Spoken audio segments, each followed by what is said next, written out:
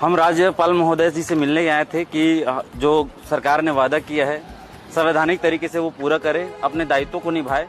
लेकिन ना तो सरकार दायित्व निभा रही है, जबकि यहाँ आकर के देखें तो हम एक रील में देखते हैं कि कोई अमित बघेल जी हैं जोहार छत्तीसगढ़ पार्टी से, वो बोलते हैं कि मुख्यमंत्री तो कोंदा है वाला कहानी यहाँ भी हमें देखने को मिला।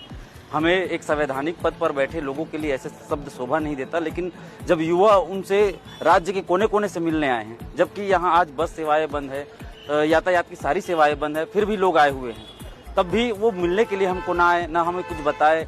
एक अधिकारी उनके आए और हमसे ज्ञापन लिए और चले गए। राष्ट्रपति शासन लागू करना राज्य में, क्योंकि वर्तमान जो निर्वाचित बीजेपी की सरकार है वो अपना वादा पूरा नहीं कर रही है, पूरा करने में असमर्थ है, या कहना चाहें कि वो पूरा करना नहीं चाहती है। युवा परेशान है, आप देख पा रहे होंगे, जिनकी नौकरी लग गई है उनको ज्वाइनिंग नहीं मिल रहा है, जिनको नौकरी देने का वादा किया है वो नोटिफिकेशन के लिए भटक रहे हैं।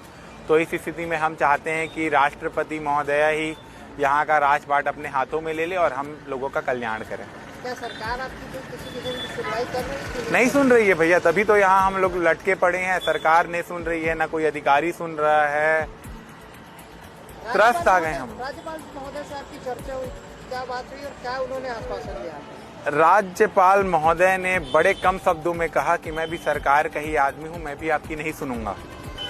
वो हमसे मिलने तक नहीं आए, उनका एक नुमाइंदा आके ज्ञापन लेके चला गया, बस इतनी सी बात हुई। हमको पता चल गया कि वो एक कहावत है ना भैया, अंधेर नगरी चौपट राजा, टके शेर भाजी टके शेर खाजा, बस वही चल रहा है छत्तीसगढ़ राज्य में।